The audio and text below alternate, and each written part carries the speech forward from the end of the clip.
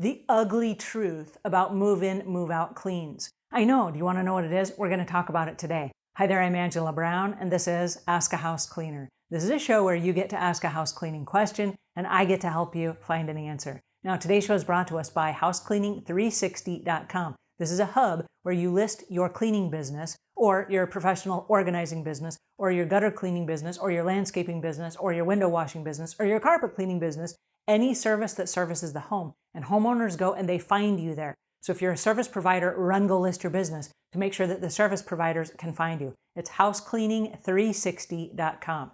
All right, on to today's show. We have a new house cleaner who called into the show and she asked this question. Hi, Angela. My name is Jamie. I'm just getting going with the house cleaning business, and I'm about to start doing real estate cleans, like sale cleans, to get a place ready that they want to put on the market to sell. And I have no idea how to charge for that. So if there's anything you can do to help me out, figure out pricing for that, that would be wonderful. Thank you. Hello, I wanted to ask a question in reference to starting a cleaning business. If you want to do move in and move out properties, who is the best person to send those flyers to? All right, now technically the question was, where do I send the flyers for move in, move out cleans? And what I would like to share with you as the answer is the ugly truth about move in, move out cleans. If you are just starting a house cleaning business, I applaud you. I'm super excited for you. I'm here rooting for you. And I'm going to strongly discourage you from going after move in, move out cleans. Here's the reason why.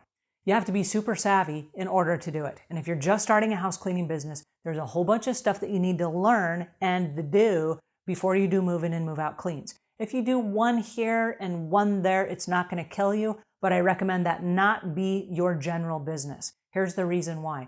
Move in, move out cleans are a one-time deal. Okay? Somebody moves out and now they're gone. You don't get repeat business from them because they're not moving out again. So you went and you did a walkthrough, you built a relationship with a customer, you spent all this time for what? To do one job. Now they moved away and now you have to go back and find a whole new customer and you got to do a new walkthrough and build new rapport and you have to start the whole process all over again. It is going to kill you on time. Okay? So the first thing that I want you to do if you're starting a cleaning business is I want you to scale back and I want you to go super small and super smart. I want you to start with bi-weekly cleans. Don't do any upsells. Don't do any deep cleans. Don't do any spring cleans. You're going to be doing a deep clean on the front of every job, okay? But just don't only do deep cleans and don't only do move-in, move-out cleans. There's a lot of work that's involved and lots of confusion. On the move-in, move-out clean, one of the biggest confusions is who do I work for? Am I working for the customer or am I working for the realtor? And a lot of times stuff falls through the cracks where it's not clear who the person hiring you is. Who is the person that's going to pay you for this job? And a lot of times people will move out and then you never see the money because, well, they've moved, right? They disconnected their phones, they moved, you don't have a forwarding address, you don't have their new phone number, they're just gone, okay? So that's a common problem. Another thing with a move in, move out clean is if they're putting the property on the market, if they've sold the property, that's fine, or if they were evicted, that might be different. Oftentimes the power will be disconnected. And so you can't even go in and clean because you can't plug in a vacuum. You can't plug in any of your electrical equipment, like if you use a drill brush, for example. And then sometimes the lights are cut off or the water is turned off. It makes mopping super hard because you don't have any water to wash your sponges and your cloths out with. There's a lot of weird stuff that happens.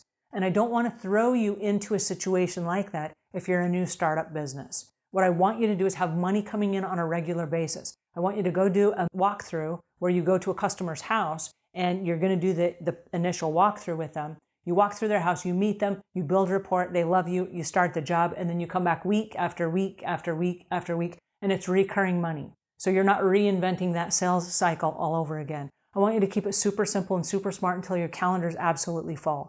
And once your calendar is full, then you can get creative. Then you can do upsells. You can do other kinds of cleans that will then bring in more money and you can hire more people and you can expand your business.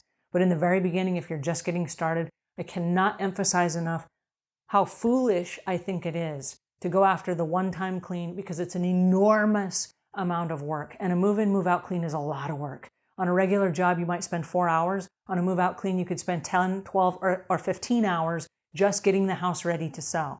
And then they're going to come in and because there's no furniture in the house, There are no distractions. There are no decorations in the house, and the house is naked. All they see is every little scratch on the wall or scratch on the floor, and then they want you to come back and fix it so the house looks brand new again.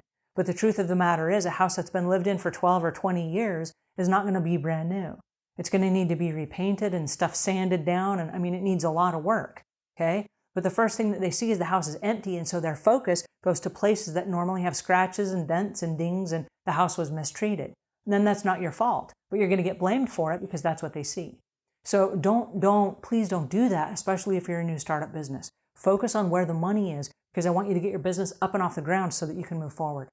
All right, I hope this helps you a little bit. That's not the answer you wanted. I know, and I'm sorry, but that's the truth. That's the ugly truth about move-in, move-out cleans. All right, please, if we've earned your subscription, please subscribe. And until we meet again, leave the world a cleaner place than when you found it.